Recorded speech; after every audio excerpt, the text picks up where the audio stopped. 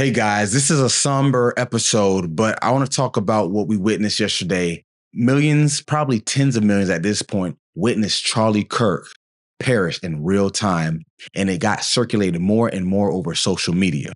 Now, I'm not really here to talk about his political leanings, whether it was right or wrong, because it definitely was 100% wrong. I don't care what people say. No one, for their own opinions, unless it's directly threatening to hurt someone, should not be done like this. Condolences to him and his family. But the point is, how do we get to the point of a society that we're so desensitized that this not only gets exposed to the world, it goes viral and everyone's talking about it as if it wasn't a human life on that screen? How do we get here? And there's a lot of science and psychology behind this. And I want to talk about the desensitization of social media in the world as a whole. And I really want you to think, why do you watch it? Why do you indulge? And why do you share? Now, if I give you a pass, because I personally don't like seeing that type of stuff, and unfortunately, it came up on my feed, and I saw it before I could even realize. I turned it immediately, but guess what? What's done is done, and it is what it is. But the point is, we evolved in very brutal environments. Survival meant everyday struggle amongst the tribe and other neighboring tribes, the weather, animals, and so forth. So our brain has adapted to overcome and see different stimuli to invoke the different fear and fight or flight responses and to be able to endure. So it's built within us. It's kind of the same reason why people like watching crime thrillers or horror movies. There's a certain part of our brain that just gets a little activated in a good way, but we know it's not real.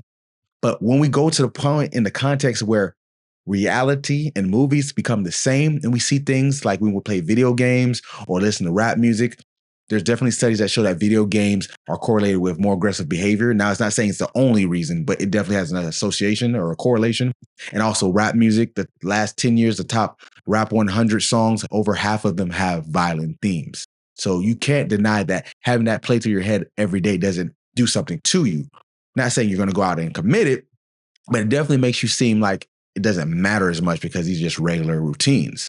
But going back to the social media side, why do we go about sharing these things? The algorithm puts it around us because guess what the algorithm does? It only refeeds what's being shared. So it's a revolving door. If they're sharing it, let's show it. If they're showing it, let's share it. Now you can get flagged, you get taken down, but it's so many. It's just like why it's called viral, just like an illness, it gets everywhere. Now, I think another issue is because these are parasocial relationships. I talk about this a lot on the channel where it's a one-sided relationship, like with celebrities, athletes, entertainers. In this case, Charlie Kirk, he was a celebrity in his own right, more on the YouTube scene. He was a political pundit to some degree. He wasn't a politician, but there definitely was parasocial relationships, not necessarily good or bad. It's just people knew who they were, but it was only one side. He doesn't know who they are. That's why it's parasocial. You don't truly get to know them, but you feel like you do. Whether it is, oh, I don't like his sayings, or you see him as a hero. Regardless, it's one-sided. But that could feed into the problem because a lot of people look at it as this is just a person on a screen, not realizing, even though they know deep down this is a real person, in their brain right then there, viewing through a screen, how does it know if it's not just a movie? Now, granted, we attribute context to know this was a real person, but how we act doesn't seem in kind because in the real time of it taking place, does it really matter in our head? Because we take the steps of, oh, share it, show it, share it, show it. Did you see it? Did you see it?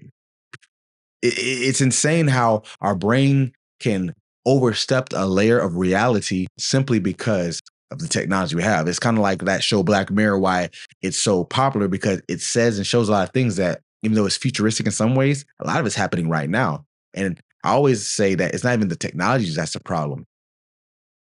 Still needs us to work. So with that being said, we're the real issue. The technology is just a vehicle to do it. Now, from a mental performance or mental health aspect, what does it say for empathy, tolerance?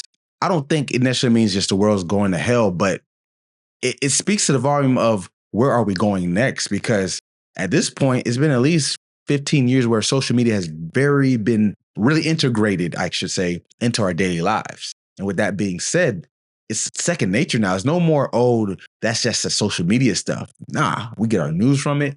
We get entertainment from it. We keep in touch with friends.